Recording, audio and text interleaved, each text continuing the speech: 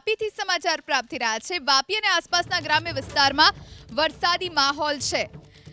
વાપી અને આસપાસના ગામડાઓમાં ધોધમાર વરસાદ વરસ્યો। ગાજવીજ સાથે વાપીમાં વરસાદ વરસ્યો છે। ધોધમાર વરસાદથી વાપી શહેર પાણી થઈ ગયું છે।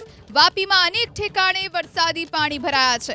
તો વાપી અને આસપાસના ગ્રામ્ય વિસ્તારમાં લાંબા વિરામ બાદ મેઘરાજાએ પધરામણી કરી છે, જેના કારણે થોડા એવા વરસાદમાં અનેક વિસ્તારો જળમગ્ન થઈ ચૂક્યા છે। આપ દ્રશ્યો જોઈ રહ્યા છો।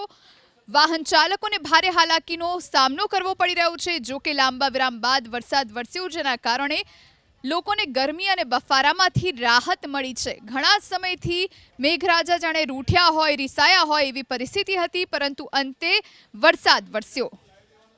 વાત હવે અમરેલીની કરીએ। અમરેલી જિલ્લામાં વરસ્યો સાર્વત્રિક વરસાદ। સાવરકુંડલા અને રાજુલા તાલુકામાં વરસાદ। રાજુલાના ડોળિયા બાલાપર ગામમાં વરસાદ ખાબક્યો। ઉપરવાસના સારા એવા વરસાદથી સુકવો નદીમાં પૂરની સ્થિતિ। સુકવો નદીમાં સિઝનમાં પ્રથમ વખત પૂર આવ્યું છે। તો અમરેલી જિલ્લામાં સાર્વત્રિક વરસાદી માહોલ છે। ઘણા લાંબા વિરામ બાદ અંતે મેઘરાજા ફરી એક વખત પધરામણી કરી રહ્યા છે, જેના કારણે ખેડૂતો ખુશખુશાલ થયા, કારણ કે ચોમાસું પાક જેને હવે ફાયદો થશે। સાવરકુંડલા અને રાજુલા તાલુકામાં વરસાદી માહોલ છે।